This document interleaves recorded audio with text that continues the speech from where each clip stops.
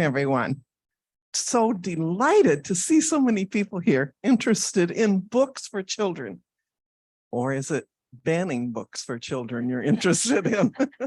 Anyway, we have two presenters who are excellent presenters and know their stuff. Linda Velder and Deb Van Duinen, both excellent presenters, and we're so delighted to have them here together. They've presented together before and done such a wonderful job. I'm sure some of you have heard both of them before.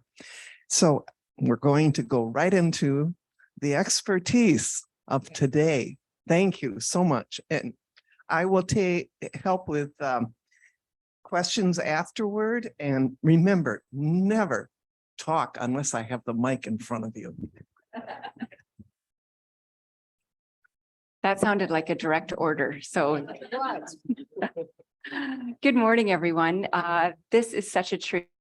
First of all, it's a treat for me because I got to know Linda through presenting at HASP, and we've developed a beautiful friendship, shared love over children's literature. And so it's fun for me to get to present with you, Linda. So thank you for that. I also have not taught a Hope class since April. So I am like itching to be in front of a classroom again. So you guys are going to have all of my summer energy unleashed on you, because not only are we passionate about this topic, but it just thrills our hearts to see other people who are interested in learning more about this and in this topic. Here's an overview of what we're going to do this week and next week. So this is a two-part series. We'd love for you to come back next week because we simply can't cover it all in 90 minutes. So this is what we're going to do. First, introductions. We represent sort of two different vantage points when it comes to thinking about banned books and children's literature. And we think the synergy of both of our perspectives offers quite a rich and full perspective. And so we offer you our experiences and different expertises. So we'll start with just some brief introductions. Then we're actually going to do something a little bit perhaps unusual. You have a piece of paper and a pencil in front of you. If you don't, we'll make sure you have one. We'd like for you to jot down questions that you have. Why did you come today? What are you hoping to get out of these 2 weeks in terms of banned books? And if you're not sure, that's fine. But maybe if you could just jot down a question or a topic or something that you want to make sure that we address in these next 2 weeks. Linda and I are going to meet after our presentation this morning and make sure then that we fully address what your interests are. Sometimes I sit in a presentation and I think, oh, it was great, but I really wanted them to talk about this. And so please, if there's a particular book you'd like us to address or something that you are particularly interested in, we would love to be responsive to that, particularly next week. So we won't read those this week, but we'll be responsive to it next week. So we'll have just a brief period of that. You can start writing that down right now if you'd like. We're going to start our presentation. I love to do this with my students, is just laying out the landscape. What are terms that are used? Who are the major stakeholders? So it's really going to be sort of an informative, we're going to walk our way through what is book banning, what are book challenges. That way we can be all on the same page when we have our discussion about what books that maybe should or shouldn't be banned. So we'll lay the landscape, I'll share some statistics, we'll talk about things like that. So that'll sort of be a defining the terms part of our presentation. Then Linda's going to talk a little bit about what it's like to be an author whose books were challenged, and how we think about the industry, publishers, reviewers, booksellers, those sorts of things. And I'll talk as well about what it's like to prepare teachers today, who, I'll be honest, you guys, are very scared. And we'll talk about that in a little bit. So what's it like having a very excited 21-year-old who just feels called to be a teacher, and yet who says, I am scared to death about having my name brought up at a school board meeting. So the perspective of sort of teacher educator and then also big read director, because we've had some challenges over the years as well. We're going to end today with Q&A, sort of more of a discussion time. And then next week, we'll sort of fill in some of the gaps and be responsive to what you're interested in. So Linda, I turn it over to you.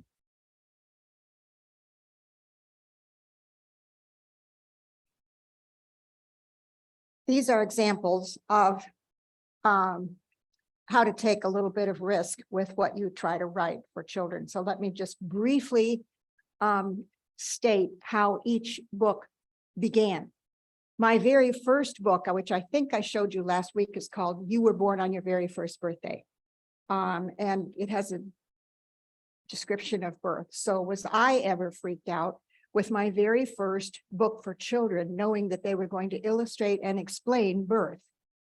And so I thought the illustrations were kind of important, wouldn't you think?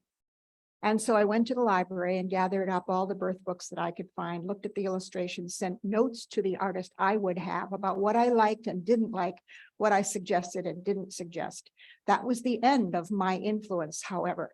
The publisher controls the art, the author does not. And the royalty is going to be split 50-50 in a picture book.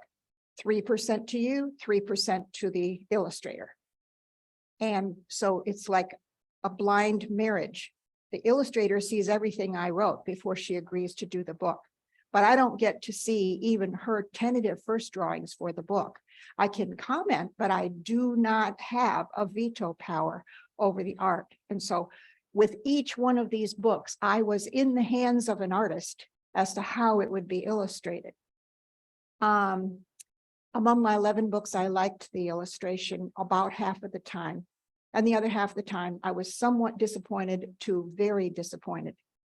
So one of the first ways in which you lose control of your book as you go through the process of writing it and seeing it go out to the public, to the child it's aimed for, is that you never did have full control of the pictures. And that is true throughout the industry. You can publish with any publisher in New York or anywhere, and this would be the pattern for picture books.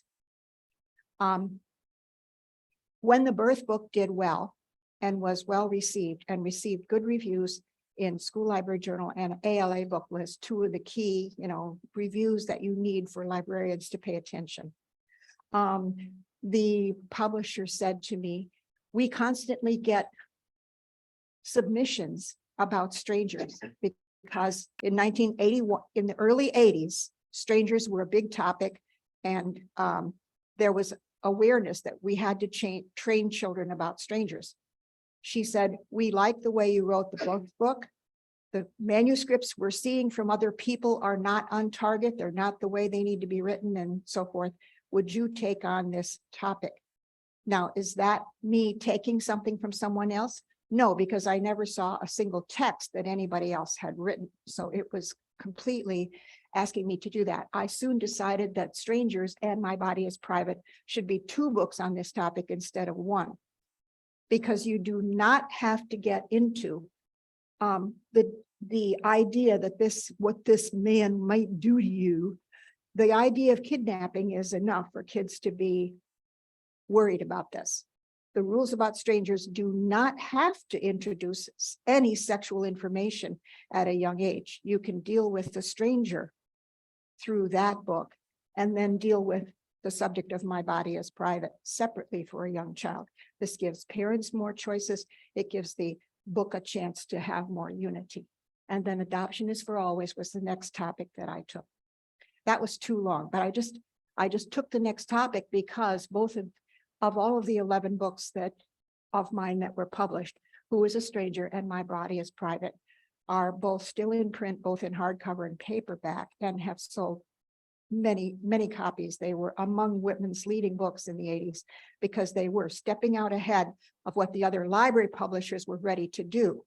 The other things on this subject were kind of pamphlets and cardboard books and books that would not go into library circulation.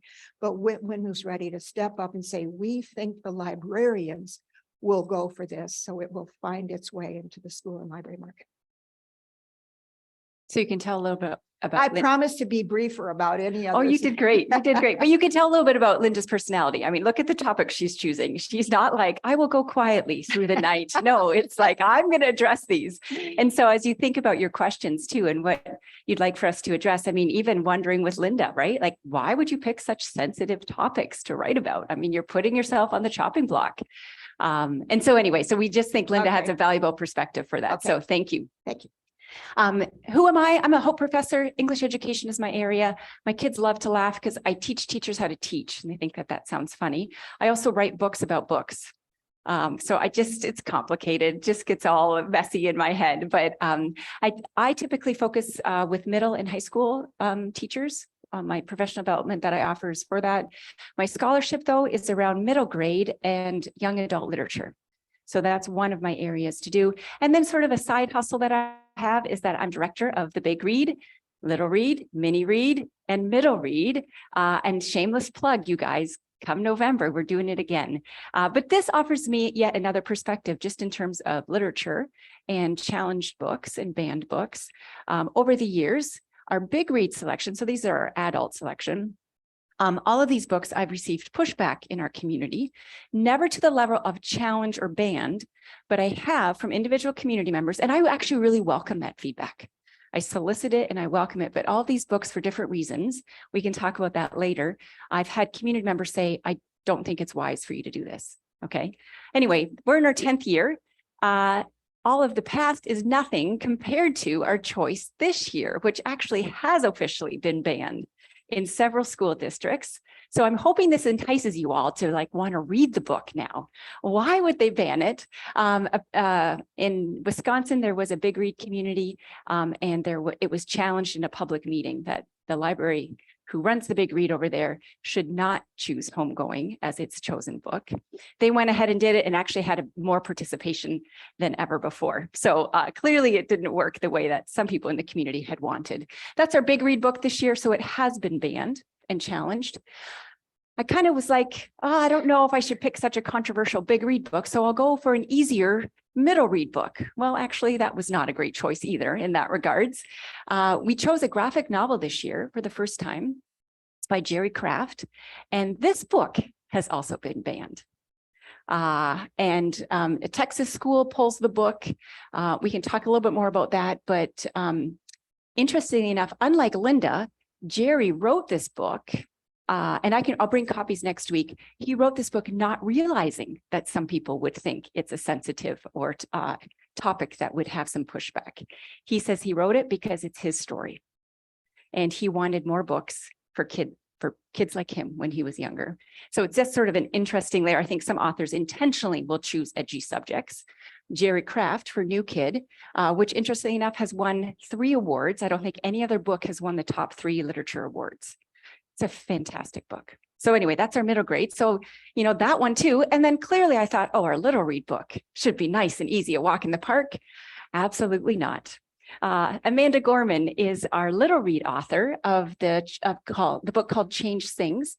This book has not been challenged, but her book, The Hill We Climb, which is her poem that she read on Biden's inauguration, that has been restricted in some Florida schools.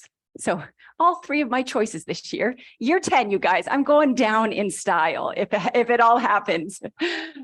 So anyway, so bandwidth, this topic is near and dear to my heart, not just as a teacher educator, but also as a community leader who is trying to cultivate and foster conversations in our community around books and which books do we read and why and how do we read them. So at this point, if you wouldn't mind just jotting down a thought, a question, even your experience. What have your experiences been? I know there are librarians and teachers in this room. If you want to even jot down so we can reference it next week, you may put your name down. You don't have to. And I forgot to mention, welcome to the people online. If you could put down a question or a comment in the chat feature, that would be fantastic. And I think Amy in the back can record those for us. But we'll give you just a minute or 2 to jot something down. Even if you just say, I'm happy to learn whatever, that's great, but we'd love to hear something from each of you. So I'll just let you have a few moments to do that. And then Linda and I will collect those.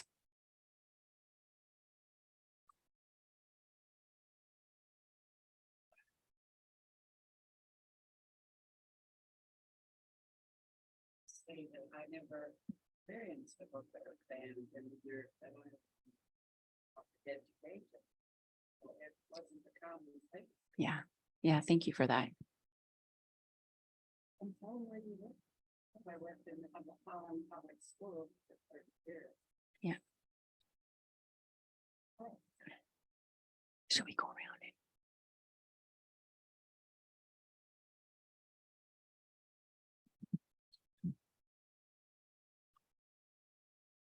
Can we ask questions now?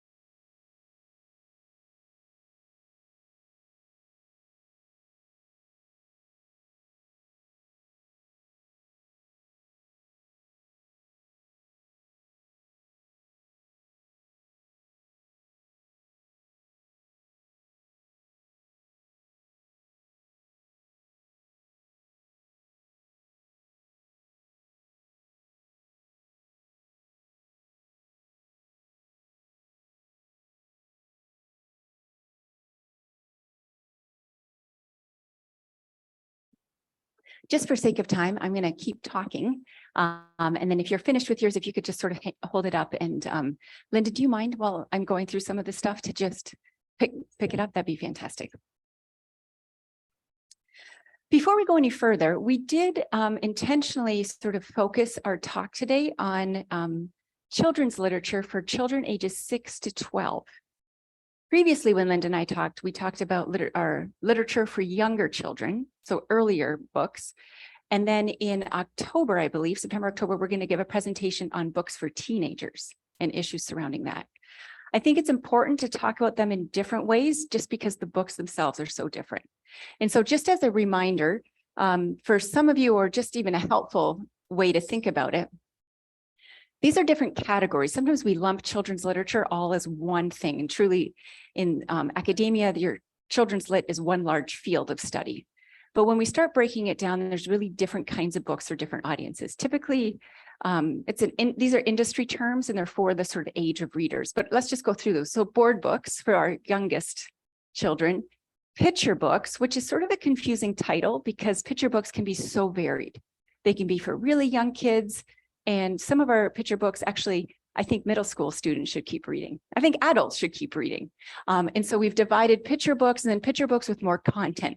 I would argue that Linda's books that she's published are in this latter category, which is why we'll be talking about some of them today. Typically, those are picture books that have more sophisticated and complex themes, more text, more mature topics. After that, we go to early reader books. So these are for students who are learning how to do independent reading on their own. So we call those sometimes early chapter or early reader books. Then we get to this sort of big category called middle grade books. And that's not a category that not everyone knows about. The books that I have displayed here are all considered middle grade. It's different than young adult. So young adult typically is for readers ages 13 to 18. And the difference between the two is that, so middle grade can be a variety. So it can be fiction, nonfiction, science fiction. So it doesn't refer to a particular genre, but it's typically less emotionally or thematically advanced than young adult literature. Has very, it doesn't have graphic violence, sexual content, those sorts of things. And so in the industry, if you're writing a book, typically a publisher, and Linda, you can maybe speak to this a little bit more, a publisher will say, I think your middle grade audience. Oftentimes middle grade characters, protagonists are about ages, 10 to 12, okay? Middle grade, I'll be honest, is my sweet spot.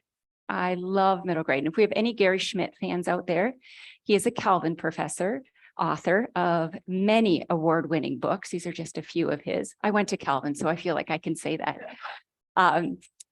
One of my all-time favorite authors. And then Kate DeCamilla, if any of you are familiar with her books, but she's another one of my all-time. And then Lois Lowry, The Giver, and Catherine Patterson.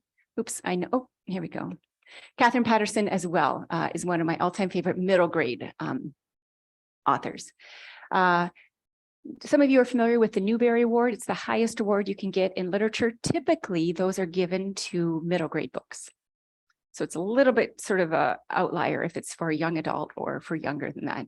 New Kid won this award several years ago. So just wanted to clarify, when we talk about books today and next week, we're going to be focusing sort of on this middle grade. Later, we'll be talking about young adult, and that is a different conversation because there is more different kind of content there. Okay, so book banning, what to know? Here's my beef in the field. Too many people just read headlines. Too many people are sloppy with the terms they use. And so you are all being schooled today with how to think more deeply and sophisticatedly about the terms in the field. So that when you hear a book is banned, you will say, is it actually being banned, or is it being challenged, or is it being restricted in particular contexts? So there's lots. So some of my beef with the field is that we are sloppy with how we talk about it. Okay, and I'll give you some examples of that. So let's go over some key terms. We're going to talk about where does book banning happen, the types of books typically that are banned in this sort of middle grade and beyond category, reasons for banning, who is doing the banning, and then the fact that book banning is a national and a local issue for us here in West Michigan. All right, so first of all, a challenge is different than a ban. Okay, that's really sort of basic level, but I do think it's a helpful distinction. A book is challenged when someone or a group of people attempt to remove or restrict materials based on content. So often at a school board meeting, books will be challenged, they won't be banned. But if you read newspaper headlines, they often will use the term banned. Okay, so the first thing you got to do is just ask, is it being challenged?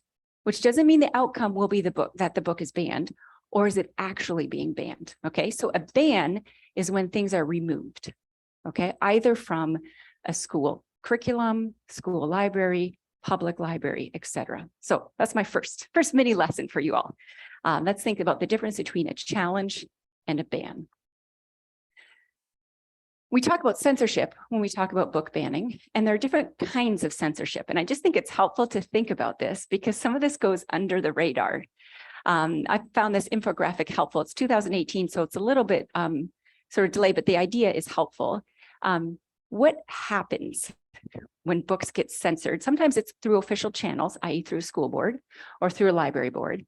But sometimes people come into school libraries or public libraries and they vandalize books or rip pages out of books. So that's also part of this conversation. Some people will actually steal books from libraries or school libraries. So if they don't like it, then they'll just, these are sort of like rogue instances, but I do think it's helpful for us to think about it as well. Sometimes there's groups that officially burn books, have an event like that. But also as we think about access, because a lot of time this conversation is about access, sometimes schools in particular will require parental permission to access certain content. Sometimes libraries do this too, but more often we see this in the school context. And so is that an official ban? Is it a challenge? No, it's sort of, there's more like gatekeeping in place so that students themselves can't just access the book. They need to get their parents' permission. And then there's actual removal of that. But the one that is near and dear to my heart is this term self-censorship. We talked about this already. More and more teachers in this area, even in Holland Public, maybe that's not the history, are self-censoring books. And what does that mean? I think that's an important concept as well. It's teachers and administrators saying, hey, we don't want to get a headline in the newspaper. Let's avoid choosing this book for this curriculum.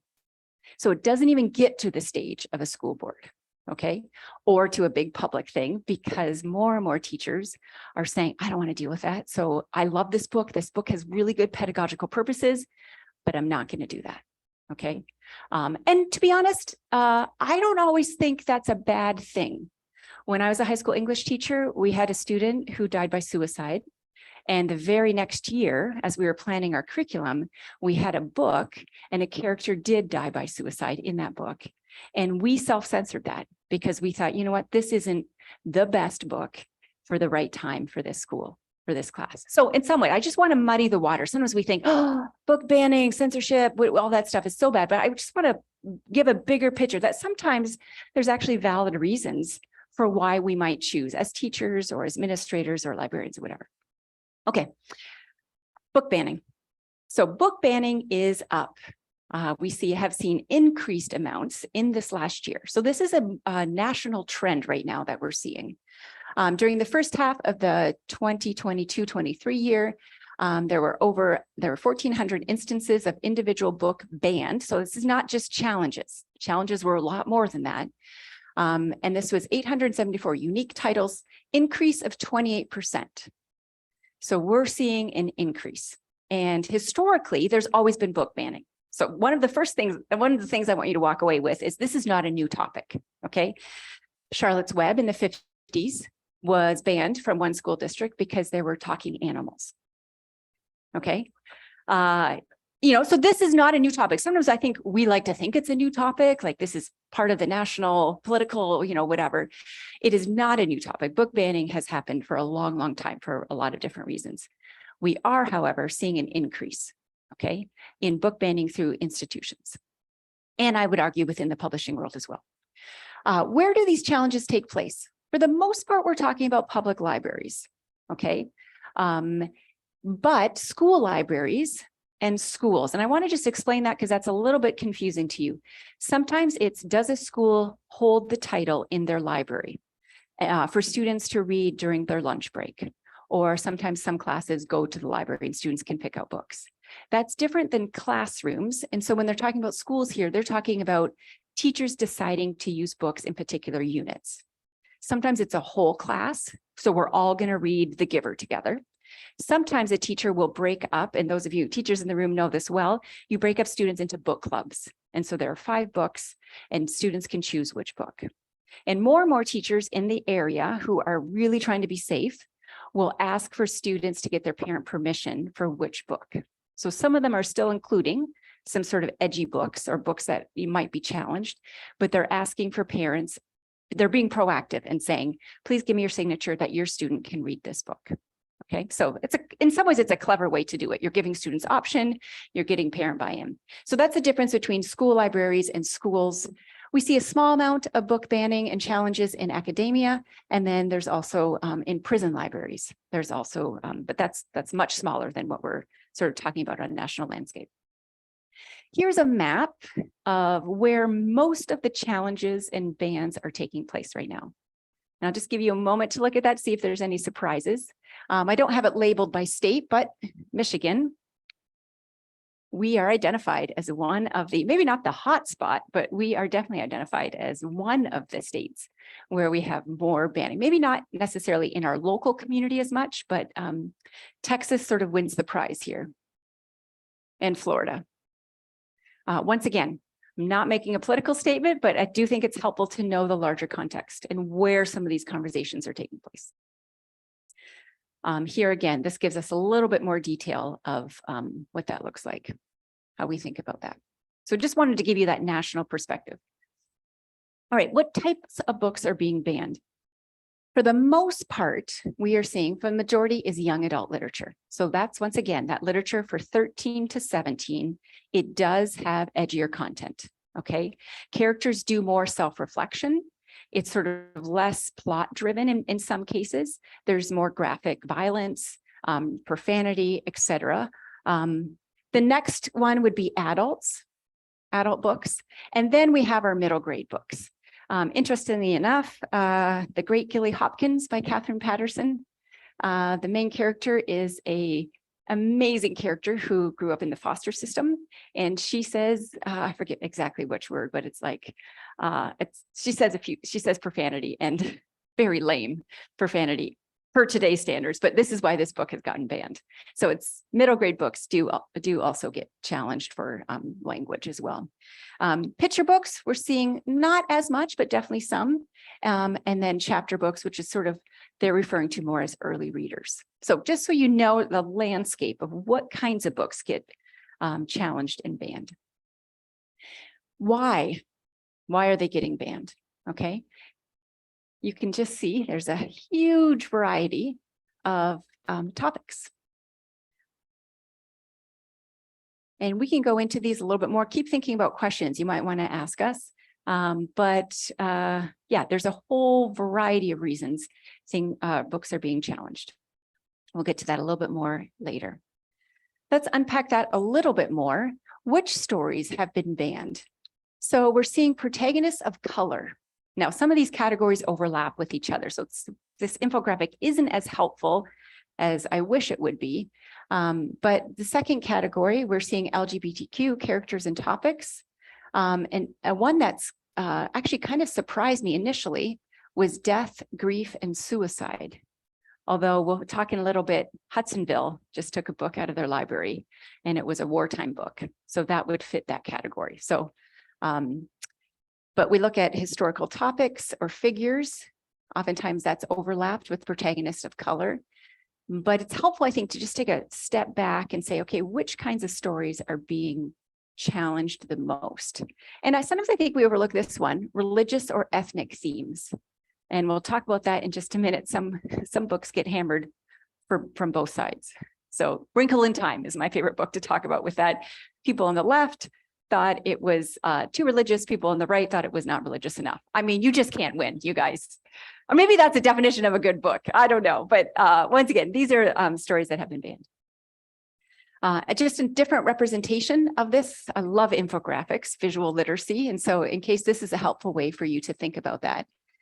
This one as well, topics on health and well-being for students. We see the themes of grief and death. Mentions of teen pregnancy, abortion, or sexual assault also is a category. But that's more sort of young adult literature. But once again, just trying to lay out the landscape for you of, as you think about these challenges, challenges that end up in banned books, what kind of books are we talking about? I don't know if this is helpful to you, but these are the most banned books last year at this time. And all of these, I believe, are considered young adult, not middle grade. But I just thought it might be helpful to see that. I had my daughter in middle school read this book. This is a book that's mentioned, Sold. It's a hard book, but it is an important book, I think, to read. So it's interesting that this shocked the author who published this many years ago, and there wasn't sort of any challenges or ban to it, only sort of more recently. So it's interesting, right, Linda, as an author, to see how your book takes a life of its own all the years after you've published it. I mentioned Wrinkle in Time already. I've mentioned Charlotte's Web. I thought it might be fun for us to just go through a couple of perhaps well-known books and why they were challenged. Bridge to Terabithia, one of my all-time favorite books. It's been challenged for a variety of reasons. From the religious right, they thought it promoted atheism because the main character, a friend, says she doesn't believe in God. Now, Catherine Patterson is a devout Christian, and I think that book is very much a larger call to a community of faith. But when you take something out of context, we'll talk about that later, right? You can sort of make a quasi-weak argument about it. So also because it dealt with death, a character dies in the book. As I mentioned before, Great Gilly Hopkins, it's language. They didn't think she was, this is back several decades ago, but the main character wasn't seen as being sort of someone you wanted your kids to be like. So shouldn't read books like that. The Giver. The Giver was banned for euthanasia, and it has been challenged in local districts. I hear this from area teachers. A very classic. Has anyone seen the movie? Are you there, God, It's Me, Margaret? Yes. Anyway, this was a big deal. People, for a variety of reasons, they talked about sort of questioning religion. And so that was a reason this book was pushed back, or also introduction to sexual topics too early on, those sorts of things. So these are some of the more well-known books. And then we have Charlie and the Chocolate Factory. This was challenged because it was encouraging rude behavior or talking back to adults in inappropriate ways. And some of the language used and so on. Roald Dahl is under a lot of fire right now. And people are sort of rescinding some of his language and reframing some of his work because even the museum, his museum is saying that he was racist. And so that's a big conversation right now as we think about that. Harry Potter. When Harry Potter first came out, it was banned in many, many schools. Interestingly enough, we'll talk about this in a little bit. It is now being banned from the other side because of the author's comments about transgendered people. And so, once again, a book where you're getting slammed from both sides. Yes, I'm going to skip that one for right now. Let's just take a moment to talk about who initiates these challenges. For the most part, we're talking about parents. Okay, although as we'll talk about in just a little bit, parents are also mobilizing with nonprofit groups. And so oftentimes, some parents are just taking something from the internet. It's a very step-by-step process. This is what you do at a school board. This is what you say. And so when we say parents, yes, but it's often sort of this web of networked of parents. So it's not sort of individual parents, at least more recently. We're getting challenges from patrons. Those of you who come from the library field know this well. Also board administration. We have political religious groups, sometimes from librarians and teachers themselves, elected officials, and then students as well. But for the most part, it's parents. As I mentioned before, perhaps the most well-known one is Moms for Liberty. And once again, this is sort of a group that has evolved in the maybe last 2 years or so, and very much mobilizing individual parents, giving them materials for what to say and do at school board meetings to challenge books. That's probably the most well-known organization right now that is sort of pushing book banning and challenging in countries. I do think it's important also to mention, though, that there are new organizations coming up and some that have been around for a long time that are responding against. And so Freedom to Read Foundation, there's foundations. We have students themselves who are advocating in their school districts not for books to be challenged and banned. There's a Right to Read Day. A friend of mine started the Free to Read in Rochester, Michigan. So we are seeing more of a sort of heated conversation. Now, typically this is people responding to the right. Okay, people from the right who are saying, you know, these books should not be here for whatever reasons.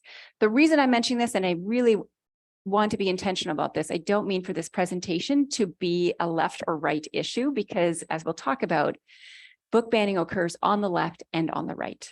Okay, so it's not a left or right issue, it's both. Okay, we just do it in really different ways, and we'll get to that in just a minute. But we are seeing people mobilizing in response and in reaction to. So this is a local issue. We made national news, my friends, with Patmos Library. And I just saw this statistic. The content that was being challenged was 0.001% of the library's offerings. But we did make, and Nora Roberts, if you're familiar with her as an author, she contributed $50,000 to help fund the library. But from last I heard, the library will be closing. They didn't get enough funds. Is that right, Mary? Yeah. Yeah. The other one, I mentioned this already, Hudsonville High School just took a book out of its library. So it wasn't a book that was required for students to read or even offered as an option in a class. It was just in the library. And it's a book called Jarhead. And it's a memoir of someone's experience in war. So yeah, let's have a conversation about that, right? At what age? Because often the conversation is it's not age appropriate. So talk about that. The Allendale, so Hudsonville and Allendale typically are the school districts in the area. And I'm just reporting on headlines that have been in the Sentinel and beyond. We're concerned about a library link on a district website. So on Allendale's school website, there was a link to the public library system, and parents were worried that that would then give their kids access to books that weren't appropriate. So these are conversations, whether or not they'll ever get to official banning of particular books or whatever, these are the conversations that are occurring in our local area. So what's at stake here? What do we need to know as we think about this topic of banned books? Okay, so what's at stake? People will argue that it's free speech. We have a First Amendment right to have access to whatever books that we would like. There's freedom of thought. Some people would argue that democracy is at stake when we start banning books, okay? The argument is indoctrination.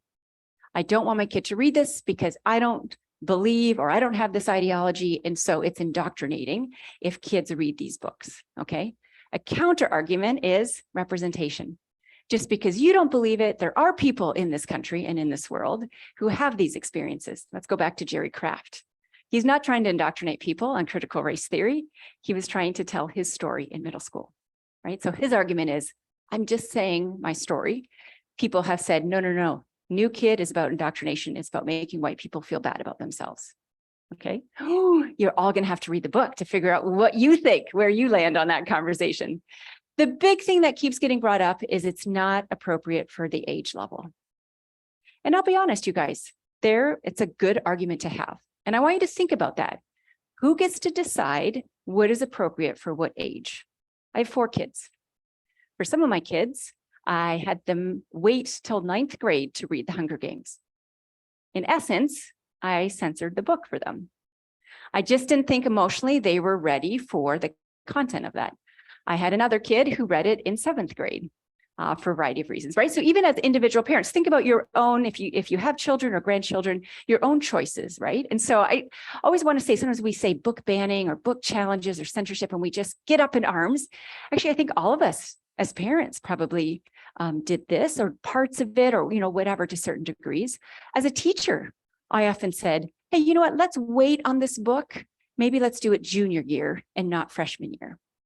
Does that make sense? And so in some ways you could argue that was a decision about age appropriate material.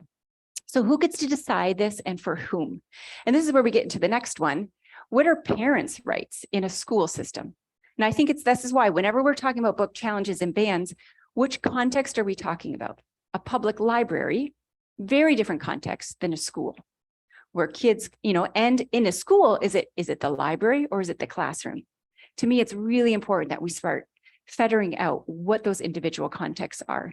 Parents' right versus students' rights versus teachers' expertise. At what point should parents say, you know what, I think this book is too edgy, but I'm going to trust that the teacher who's gone and gotten lots of training about this knows how to talk about this or how to handle this, right? So we have sometimes these budding. A parent who's never studied literature and doesn't know how sometimes violence in a book actually contributes to plot development or character development. That's a big difference than just pulling something out of context and saying, oh, the F word was said 3 times and so it's bad, right? Well, what was the purpose of that? What's the larger literary purpose of that? So these are all things. Then restricting access versus physical removal. By restricting access, we just mean to say, like in a library, if a student wants to check out a book, they have to get parent permission for it. That's different than taking it completely out of the library and not letting any students have access to that. So once again, it's not just this simple topic, it's how do we break this up and think about it differently. And as I said before, context of where the books are used or found. Often when you see the headline, book banned or book challenged, they don't give us any of this other stuff that I think is really important for us to be thinking about. I mentioned before, I don't mean for this to be a political statement. It's really important for me to say that because I think both the right and the left are at fault here. They just do it in really different ways. Let's go to the right. The right typically will ban books through institutions, school boards, libraries, and just do a fun YouTube search, you guys, and even just type in crazy school board book banning speech. I mean, it is better than reality TV. It is crazy. Some people will get up and just read individual passages out of books, never talking about the genre, the author, the larger context, etc. So typically through institutions, and typically an argument on the right is to protect children from age inappropriate content, okay, from progressive ideologies and agendas. Okay, so typically, once again, I'm making this very, very simple, just so we have enough to sort of talk about and think about as we go forward in this presentation. The left, though, who typically will say they hate book banning, cancels culture, and often will do it through social media. So let's use J.K. Rowling as an example. People I know and love well will say, I refuse to buy any of Harry Potter books anymore because of what the author has said. Now, is that book banning? Not quite in the same way as on the right, but you're also taking away a really amazing book for so many 8 to 12-year-olds, right? Typically, the left will say, I want to protect readers from racist or sexist language and characters. And so what do we do then with a book like Huckleberry Finn by Mark Twain? What do we do with books like Charlie and the Chocolate Factory that some people want to sanitize and clean up the language and produce different versions of that book so it's more politically correct? Does that change the character of the book? I think it does. So anyway, here we go. Just some headlines because people are having this conversation. It makes me happy. When it comes to banning books, both right and left are guilty. How conservative and liberal book bans differ amid rise in literary restrictions. And the right likes book bans that fuels the left's cancel culture. So whatever you do, when you come away with this, the point is not to hate on book banners. I think we just want to change the conversation, that it's happening on both sides. And I just want us to engage in some of the more complexity so we can actually have real conversations about this. We don't necessarily have to agree, but let's start using the right terms and let's start thinking more deeply about what some of these issues are. Here's some examples. Laura Ingalls Wilder, for example, there was an award in her name and that has gotten pulled because of the way that her books talk about Native Americans. Now, do I think the way she talks about Native Americans is correct? Absolutely not. But do I think we shouldn't read her books anymore? Absolutely not. I think we have to have conversations about them, about how we've changed and about identifying it. But to ban Laura Ingalls Wilder, interesting, right? J.K. Rowling, we mentioned that already. Classic novels get revised. Publishers are saying, we got to take out any words that could be seen as politically incorrect. that's changing some of that. Roald Dahl, as we talked about a little bit before. As I said before, maybe a definition of a good book is when you get banned from both the left and right. Here's an example of Jonah Winter. I'm not familiar with him as much as an author. He writes historical nonfiction, but he got slammed initially from the right because he was promoting, the argument was he was promoting like white people feeling bad about themselves. He's giving a biography of a baseball player, Black baseball player. Interestingly, his books have also gotten fire on the left because he's a white man writing about a Black story. Now, is there validity in that argument? Absolutely. But does that mean that his book isn't good or doesn't contribute? I think we've thrown the baby out with the bathwater too with that. So once again, just want you to, there's an argument that you cannot write a book unless it's your perspective. So think about all the classic literature where men wrote in women's perspectives and women wrote from men's perspective. In some ways, when we push the left argument far enough, it's saying nobody can write outside of their individual ethnic, gender, sexual, whatever perspective. And that is scary to me, I'll be honest. So once again, I'm trying to cultivate conversations in the middle. All right, enough from me. Linda, go ahead.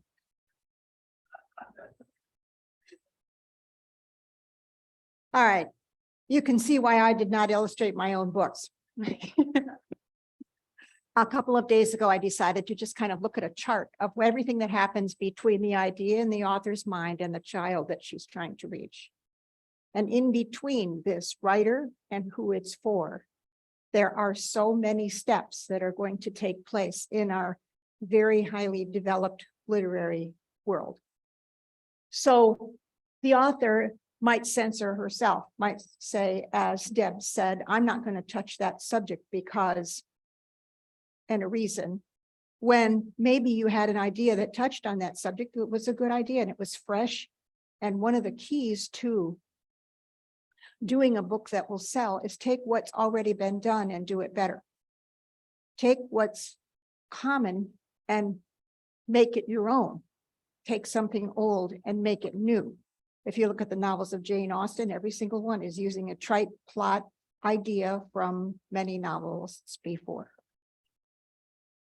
The author, when she's ready or he's ready with a manuscript, has a choice to try to go to a known, respected publisher that we could all recognize the name, might have a presence in the marketplace that would help us.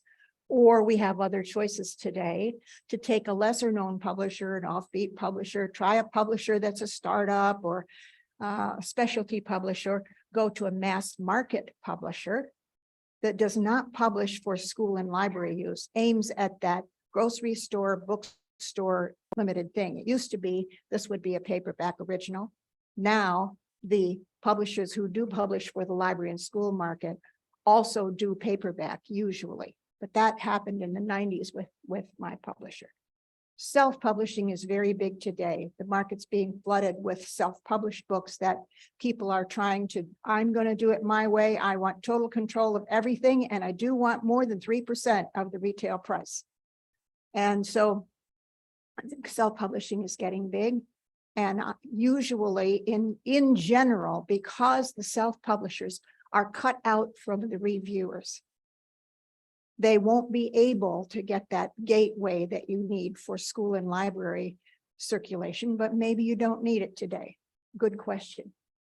The editor is going to be thinking, do I like this book? The number one question of a good editor is just, do I like this book? Not what are we looking for this year? When I wrote the book about birth, Albert Whitman didn't know that they wanted to publish a book about birth.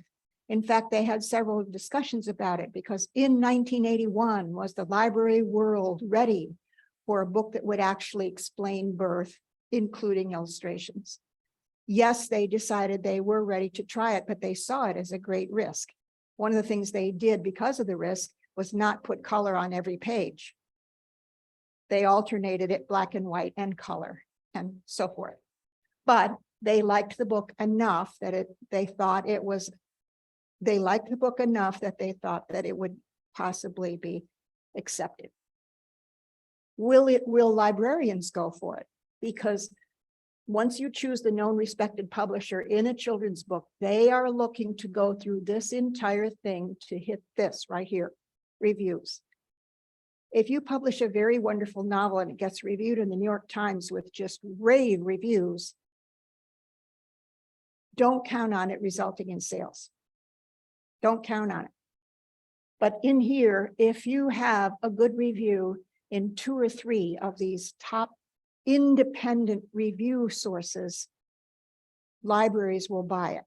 Now, how many libraries do you need to have buy it for your publisher to say, okay, we more than broke even on that one. We're encouraged to go ahead. Our ideas were right. There was an audience for this out there, regardless of whether 50,000 libraries turned it down. We still had 36,000 who bought it, and we're in the black. So we don't worry too much. In some ways, the publishers don't worry too much and shouldn't worry too much in a free country about who doesn't like the book, because they're not going to be legally able to harm you. So go ahead and look for the libraries that you need. And we get this number 86,000, that's several years old. It's just an estimate based on how many Newbery books sell each year in the first year after it wins a Newbery. You would assume that any school or library that's building a children's collection will buy the Newbery. Am I right? I mean, you wouldn't, a responsible library wouldn't consider not buying the Newbery. And so this process of the reviewer, now the sellers can also exert a censorship effect. When the Birth book came out, a book distributor in the South who had maybe a small chain of bookstores made an ordered, I don't know, 50 books or something to distribute among his different bookstores, sent them all back. I can't book this book in my stores. I've got women and children coming in here. A book on birth, yes. Okay. So Whitman says, oh, well, win some, lose some. And that wasn't a very common response, but it might have freaked them out if they hadn't had this person here, a professional person that anyone who's familiar with the world of publishing knows what American Library Association is and knows librarians and how they're trained, trusts them to reach a consensus that is going to be a good, what we would call common sense judgment about the book, its age level and the way it's written and everything we would weigh into review. And then in the late 1950s, the American Library Association did produce a strong statement on the freedom to read, because they felt it was needed for librarians to say, we follow the ALA, the American Library Association statement on freedom to read. That's our policy. We've passed that on our library board. And that's your answer. So that doesn't permit one individual concern about a book to overrule the common consensus of the people who have given it their approval.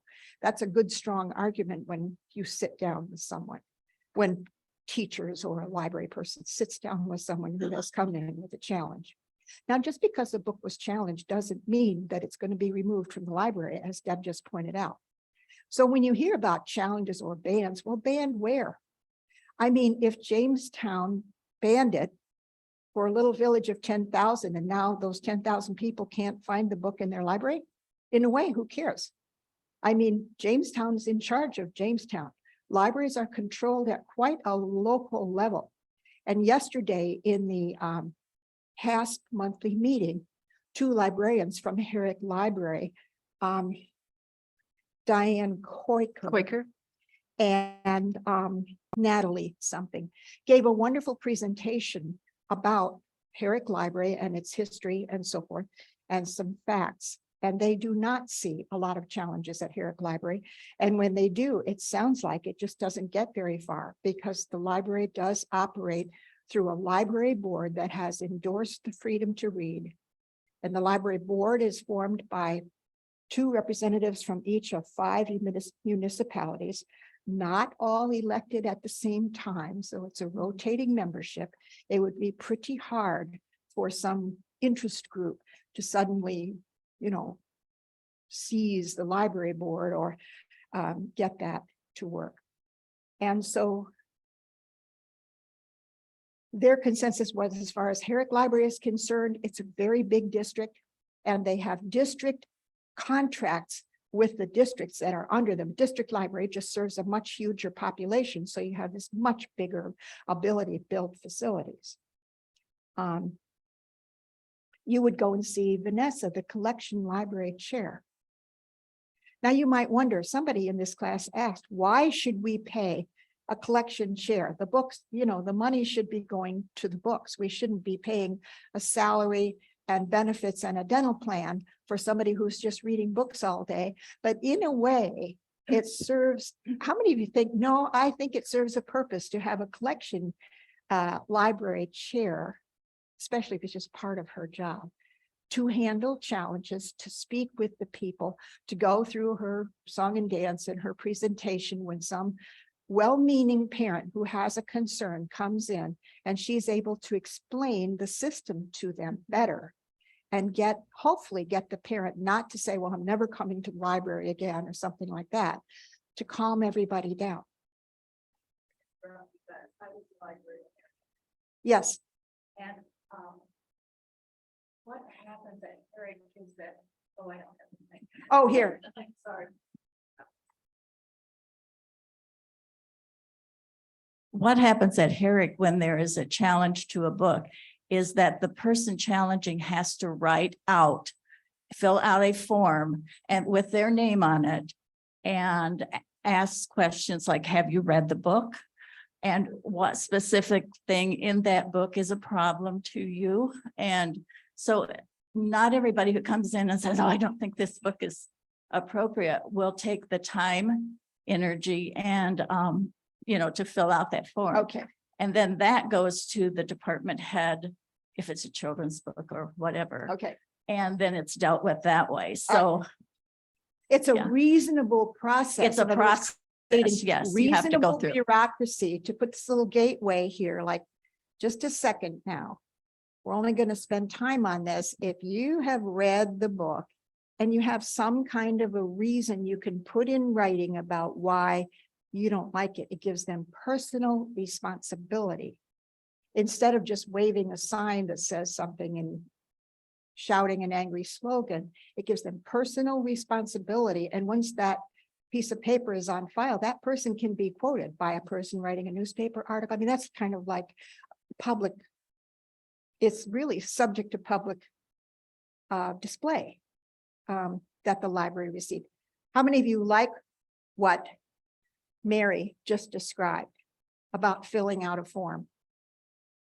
Okay, and if you can't fill out a form and you can't write very well, then someone will probably help. I mean, if it is a person who just doesn't have the ability to fill out the form, then someone can help them fill it out or something like that. Okay.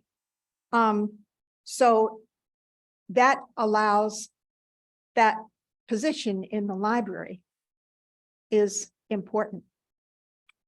Just as a sidelight, another comment that came up yesterday about the library budget and to what it should be devoted concerned the fact that in the late 60s, the Herrick Library had trouble with rambunctious teens running around the library and misbehaving. And so they decided to have a security guard in the library, basically just telling kids to behave themselves, enforcing Herrick's behavior standards. As time evolved, there were fewer rambunctious teens running around and more people in the library who were obviously homeless or poor or coming to the library as a kind of refuge where they could lay their heads down and sleep on the desk or maybe eat or something else. Probably all those are not in the code of conduct, no sleeping and no eating probably.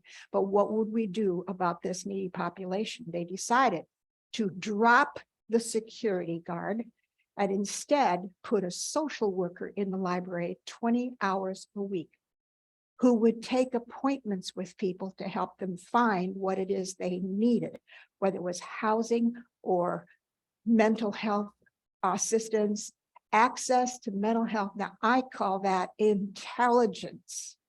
How many of you just love hearing that? And on the other side, we have, they also mentioned yesterday, that Houston has decided to close some libraries in order to make that space into a detention center. So here you have Houston going, close the library. We got to lock up more kids who've been misbehaving for a long time. And we have Holland, Michigan, that's taking out the security guard and putting in a social worker. And then that link is a link to the other organizations like Community Action House and all of the agencies in town, that the social worker isn't solving their problems, but is opening the doors to what they need to do to get some help. So the library doesn't kick people out of a library. So if people come to the library and say, well, I don't like to just see all these needy people around here, it makes me uncomfortable and they're not here to read. And we just say, you have to forget that. It is a free public library and we want to keep it that way. How many of you agree with that? Even though it can be difficult at times. So who gets into the library and what the role that the library plays? Because we are concerned about the number of libraries that are closing. Yesterday, I asked a question about school libraries. I said, it's not your bailiwick, but can you comment on what we're experiencing? And said, yes, many schools are closing their libraries. They can't hire librarians anymore, or there's a shortage of librarians, but they don't have the space, or they have decided not to devote the budget to the school library. I don't think they reflected, we're getting so many complaints, we're just going to shut the thing down. Are you aware of anything like that? I mean, of course, school libraries have to handle complaints too. Yeah. But then it gets passed into the administration and there are means of handling it. Yeah, in our area, West Ottawa right now has a phenomenal library program. They actually just hired, this is unheard of. They just hired 4 librarians. Yes, so West Ottawa is leading the charge. I would say on a very pragmatic level, schools are cutting libraries for budget. And they're saying, some teachers have books in their classrooms and they're saying, well, there's the public libraries for kids to use. So this is maybe not a necessary thing, which is sad on many levels, but I would say pragmatic. But in talking to my friends who are school librarians, they're like, it is a hotbed and I'm not sure I'd recommend this job to other people. Mm-hmm.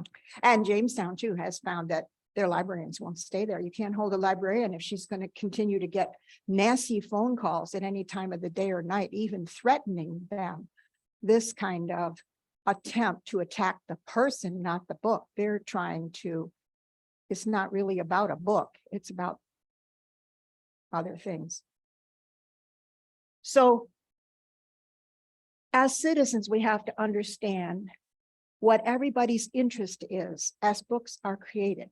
But the big picture is so encouraging, I think, overall, that our country can handle turmoil over book banning. It forces us to think about why are we doing things. These are terrific questions that we got today, and we'll be going through them to sort them into categories. What do citizens need to do in order to make sure that our kids in Holland will be able, like I did, to take your book up, take your bike from 12th Street up to the city hall where the library was on the 3rd floor in the 50s, and every week come home with your book basket full of books that you're going to read. And lots of kids were doing that. And at Washington School, we also, I believe we had a library at Washington School. I'm not absolutely sure about that. Yes. Washington School was an extremely progressive school from the time it was built in 1928. And they had terrific teachers and just terrific facilities and programs. So kids could find books at the library and the teachers would take us to the school library. There would be kids who'd never been to a library. Maybe their parents hadn't been able to take them or they didn't know how to behave in a library. And the school librarian or the teacher would show you how to check out a book and give you time to see how the books are organized so you can find what you want. These basic things. Hopefully parents help children learn that, but they can't always do that, and every library is different. So it does take acculturation to get kids able to use a library, but what a resource, especially a child whose parents are very afraid of books or not sure that books can help their children. I think there are actually people out there today who think that you can bring up a child without their ever reading a whole book. Let them just look online. I'll tell them the stories they need, etc. So the author I think, gets book ideas. And speaking for myself, the idea for the book came to me like a poem would. It really was not, I should write about this topic. No, I think I told you this before. I'm sitting on a hillside on the grass. My son is 6 years old. My husband is down there coaching these kids who don't know what they're doing, try to learn to play soccer. At 6 years old, they're all running toward the goal, and one goalie's trying to stop them. But other than that, they have no idea what they're doing. Some of them are looking up at the sky. And I just thought how beautiful that was. Husband's out there, just how beautiful that was. The sun was shining. And these words just came into my mind. Before you were born, you had a special place, et cetera, et cetera, et cetera. Came out the way a poem would. Doesn't have any terminology in it. Doesn't say placenta. Doesn't say uterus. Doesn't have anything about how the baby got there. It's just, where was I before I was born and how was I born? And so that's the way it came to me. And then at that time, I was in a workshop where Kathleen Tucker, the editor for Albert Whitman, was leading 4 sessions and taking manuscripts. So 75 manuscripts came into her. I think I told this story before, didn't I? And just, magic, that Cinderella moment. Mine was the one that she responded to, that this has the elements that we could work with. And she said, if you would like to revise this, we'd like to consider publishing it, no promises. And then that all worked out. So one thing led to another. But each book, you have to feel it in your heart. I mean, it really has to come from your heart, or you're just doing something like a paper for school or a book report or something. And then I think with most books, some type of research is usually needed, even if you're writing fiction, to place it correctly and to get the settings and so forth right. The artist's interests, when it's picture book, are, will this book drag me down? I mean, usually the artists that get chosen by Whitman almost always have agents. They keep a big file of illustrators. And so they look through their file and they have sample art from different illustrators that have sort of applied to Whitman to be considered. And they don't say right away, oh, we love your art, we're going to assign you a book. But you're on file. And so sometimes those illustrators will hear from Whitman much later. And then they ask for sample drawings and one completely finished picture in color, if color is being used. And then based on those sketches and the one sample, they will decide whether to go under contract with that artist. Now, the artist has a contract then with the publisher that's separate from yours. It's a separate royalty. So what would normally be a 6% royalty for the creator of the book is going to be split 50-50 between the illustrator and the author. And this is the way it is throughout the industry. The percentages might be a little bit different. I knew at the time that one of the things an illustrator or author would want is a graduated royalty, meaning after the book sells a certain number of books that bring back the publisher's investment. When it starts really making money on the bottom line, then your percentage should go up. So you have a graduated royalty according to how many copies sell. That means if it's a book that's, break even or a loser, it doesn't really matter whether you have 3% or 5%. It's not but if you write something that is going to have a large audience, then you have that graduated royalty to sort of protect your future right to share in the success of the book as it goes on. Most contracts stipulate that if the book goes out of print, the rights revert to the author. And usually the author does not sell subsidiary rights at the time. You don't sell the publisher rights that aren't going to be used right away. Foreign rights or movie rights, those are all separate things that the agent is going to reserve, hold that card until that time comes. You don't just do all rights. There's also a category of book publishing called work for hire. Did I mention this last time? Okay, which is another choice an author can make. The publishers then, once the editor has accepted a book, it's my understanding that it's extremely rare for the publisher to reverse that. The editor probably presents the book at a at a chief editor's meeting and makes a pitch for it. But once they say yes, it's extremely rare that it would be turned back. The publisher is interested in money, their own reputation as a publisher. They're entrepreneurs, so they have that mix of hope and fear going on, hope and fear based on how they assess the chances that the book will be a good one for them. But I say overall, never underestimate United States publishers. American books go all over the world. And the market for foreign rights is large because once a book has established itself with an American readership, other countries that are more restricted, like Japan, Israel, Brazil, are going to buy those books and then feature the fact that it's been accepted in America.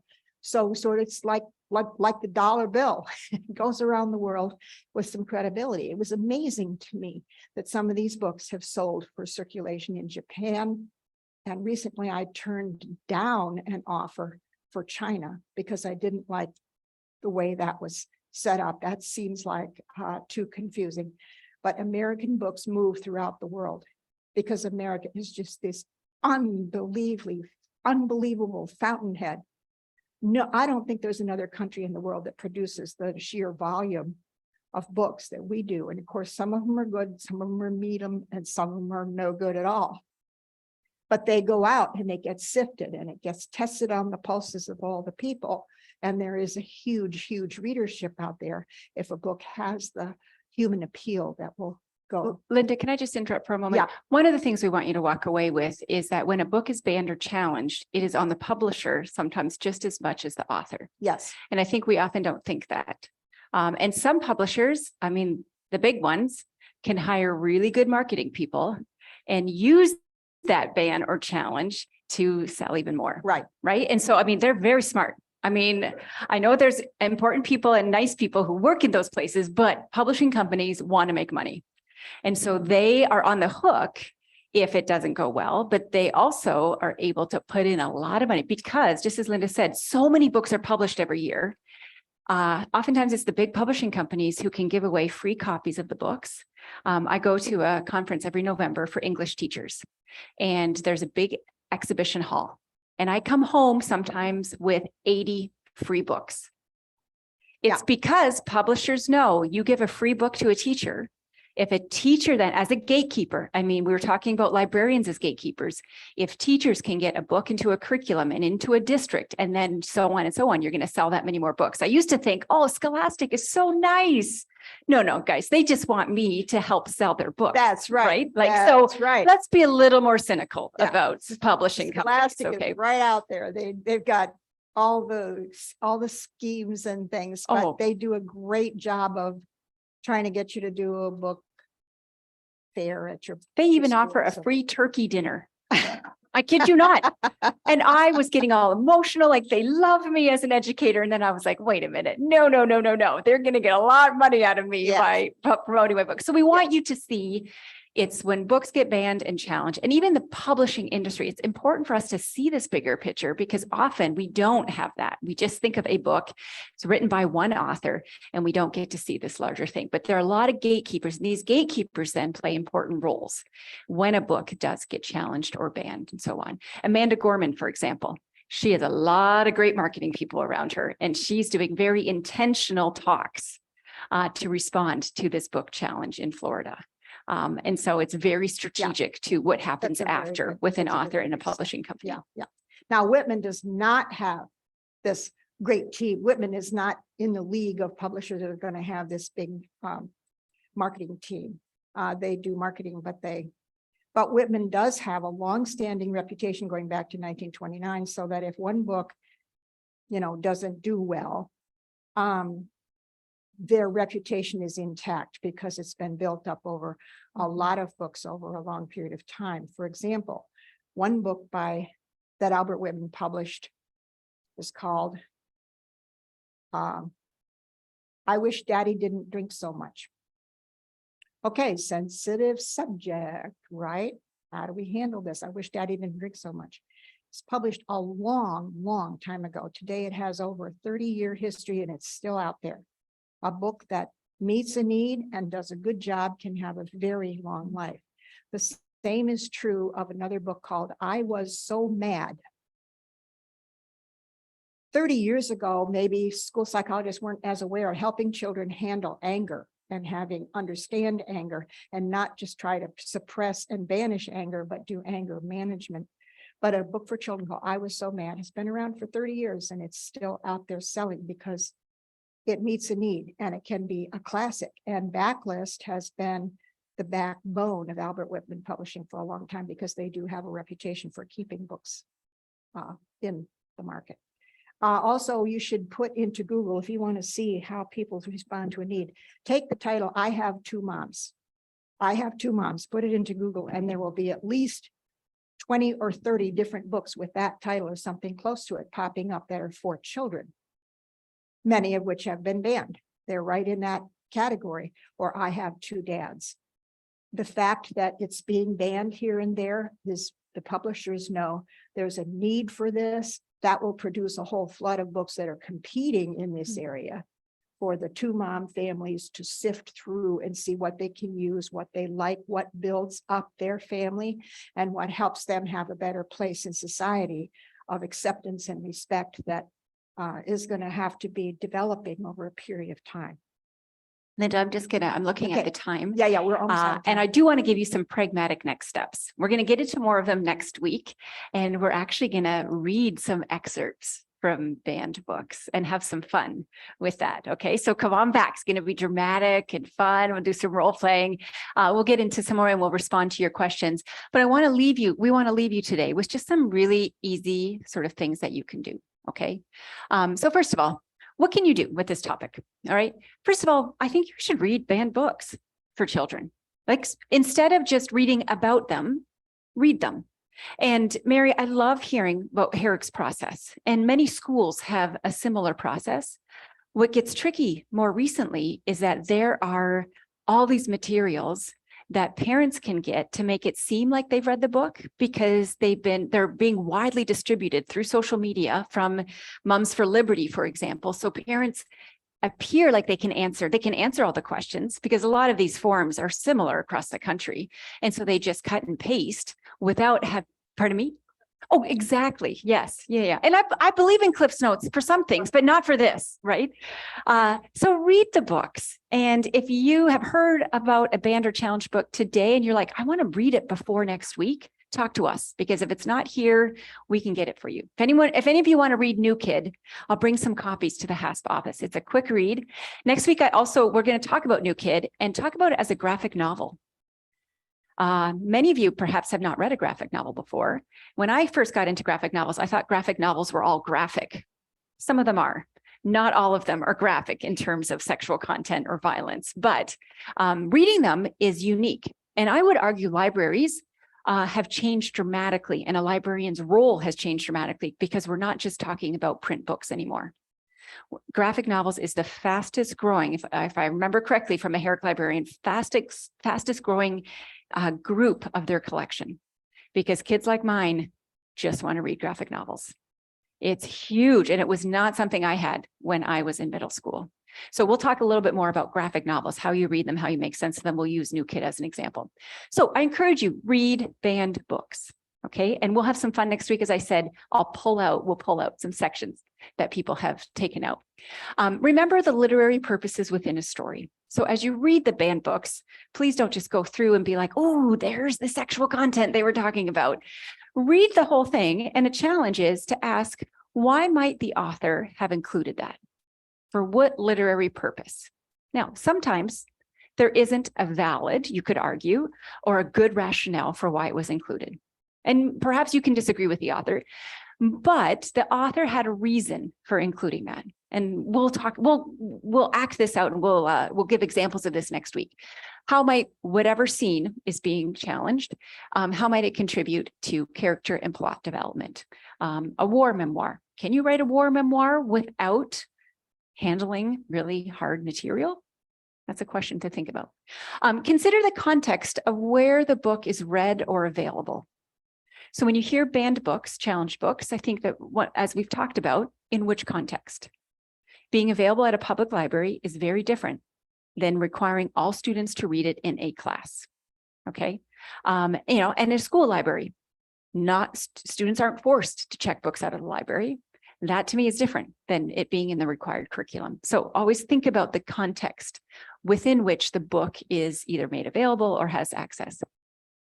The last two, this has come up in our conversation, support your local libraries. It's not something we think about all the time, but encouragement is needed. And to just say, you have spent years in this world.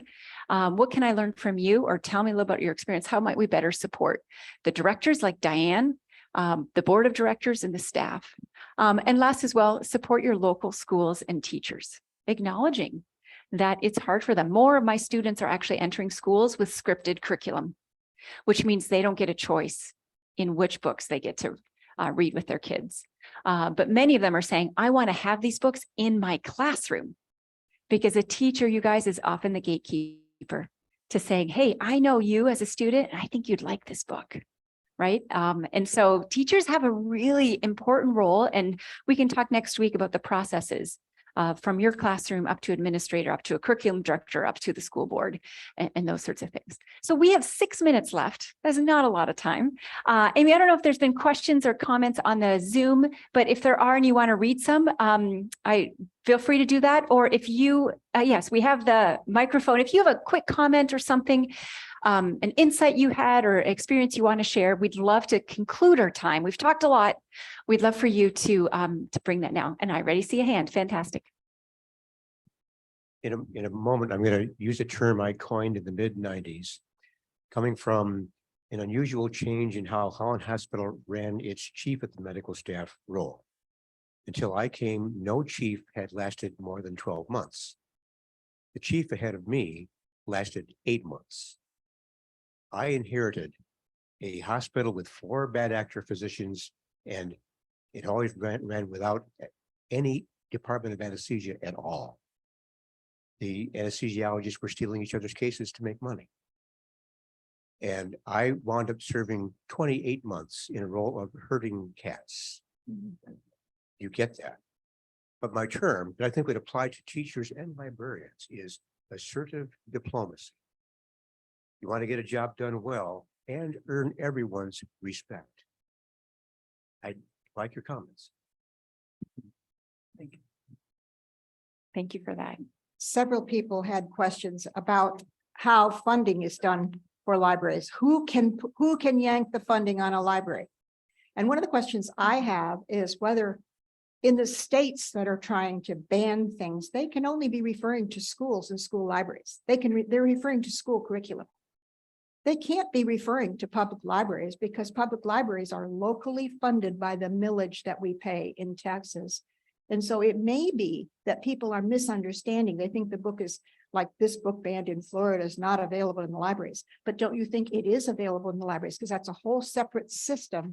And the state legislature does not tell Herrick Library what books to buy, or the people, what rights they have with that library board. Yeah, it gets complicated. I know Herrick, and then there's Herrick Libraries. I don't mean to speak for any of you guys, but when the millage came up, I know Herrick was like, hey, we want to make sure we get this millage. And am I saying it right, the millage? Yeah. To get that though, you need people in your community who like what you do and support what you do. So it can have an impact in that way. And it was last renewed in 2016, and it was just overwhelming Yes. support for Herrick Library. Yeah. Yeah. I see a question back there. Oh yes. I just have a funny story about publishers. I was at ALA, and I don't remember when or how many years, God knows how many years ago it was. But we were checking out, we were all leaving, it was the last day.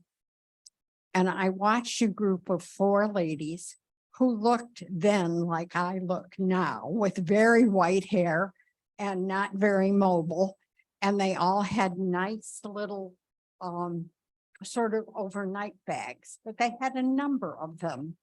And the taxi driver pulled up, and he saw these ladies in their nice little bags, and he bent down, he was going to throw them into the back of the taxi. until he picked up 2 and nearly fell over. Because of course they were full of books. Typically, publishers will give away ARCs, advanced reader copies. And I'm a book review editor to a small journal, and I can get any book I want if I say to them, I'm going to write a review of this, because a review, once again, right, is another thing. And sometimes I get on book lists or email lists. I get a stack of books every year from a publishing company because they know that I'm a gatekeeper. So it's even if I don't buy any books, they don't even track if I buy any of the books. But as long as their books get on my radar, it's worth it for them to send me 30 free books every year. It shows how much money is out there. Yep, I just question, you're talking about, you can always go to the public library, but again, isn't that something that happened with Jamestown, that the people fought the funding? So are people who are really zealots about banning books becoming zealots about banning libraries? And they could do it by fighting against millages and funding. And that's the definite strategy that we're seeing, not just locally, but nationwide, is mobilize through elections to make a statement about the community support of the library. Yes, thank you for that. But a I'm key going to question- make, no, I want to Go ahead. make a political statement, which you haven't said. We have 2 people from Park Township, 2 people from Holland Township that are appointed by their township boards to the library boards. Now, politically, if I want to hurt my library, I'll get my people on that board. Why aren't we making sure we get people who care about libraries on the library boards? It would be very easy, Jane, for you to actually get on the library board. You're in Park Township. You just have to go to any one of you. If you're in one of the townships, that would be 6 people. That would The be same as with school boards. We yes. had it, Holland Public had some new openings, and there was more people on the ballot this year than in many years past, because it's a strategic sort of mobilizing move. So you have to watch local politics, and this is part of local politics. That's what happened in Jamestown. Yes. The Yeah. one question to ask in Jamestown is how many people voted in the election that didn't pass the millage? Because we find that, like in Ottawa County, when this board was put in, it was fewer than 30% of the registered voters voted in that election. So not enough people voted, guys. Not enough people voted because we weren't tuned in to the local need for local attention, like you're pointing out. We have to pay attention locally because that's where these things are happening. Yeah. Yeah. Mhm. But Well, even- let's use Joyce's enthusiasm and passion to Yes. propel us to all come back next You week. don't even have, you don't even have to be elected. You just have to have your township board appoint you. Yes. Thank Okay, you all so for it's an coming. We look appointment. forward to seeing you next week.